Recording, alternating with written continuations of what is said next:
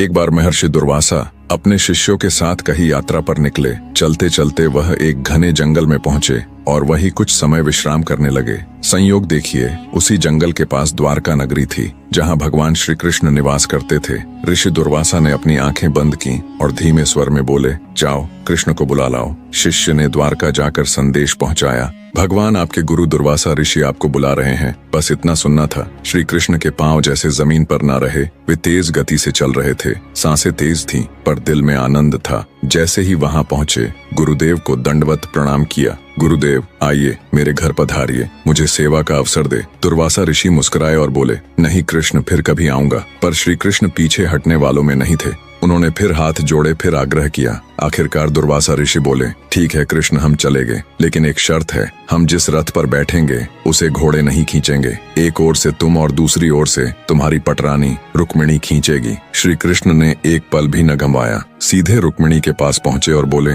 आज तुम्हारी सबसे बड़ी सेवा चाहिए, मेरे गुरु की आज्ञा है। रुक्मिणी ने बिना एक प्रश्न पूछे सिर हिला दिया। तुम हो वहाँ सेवा ही धर्म है। दोनों जंगल में गुरुदेव के पास आए, गुरु के चरणों में झुके और रथ तैयार हुआ। जब दुर्वासा ऋषि रथ पर बैठे, उन्होंने अपने सभी शिष्यों को भी रथ पर बैठने का आदेश दिया। अब भार और बढ़ चुका था, लेकिन श्री कृष्ण की आंखों में कोई भय नहीं था, क्योंकि वो जानते थे गुरु केवल बोझ नहीं देते, वो श्रद्धा की अग्नि में शिष्य को तपाते हैं। और फिर श्री कृष्ण और रुक्मिणी ने रथ खींचना शुरू किया। घने जंगल, ऊबड़ खाबड़ रास्ते, लेकिन उनकी आंखों में बस एक ही प्रकाश था, गुरु की आज्ञा और उसमें छिपा आशीर्वाद। जब गुरु दुर्वासा द्वारका पहुंचे तो श्री कृष्ण ने उन्हें राज सिंहासन पर विराजित किया, अपने गुरु का पूरा सम्मान और आदर किया। फिर श्री कृष्ण ने 56 प्रकार के स्वादिष्ट व्यंजन बनवाए। जब वे व्यंजन दुर्वासा ऋषि के सामने आए, उन्होंने सभी व्यंजनों का तिरस्कार कर दिया। श्री कृष्ण ने बड़े प्रेम से पूछा, गुरुदेव आप क्या लेना पसंद करेंगे? दुर्वासा ऋषि ने कहा,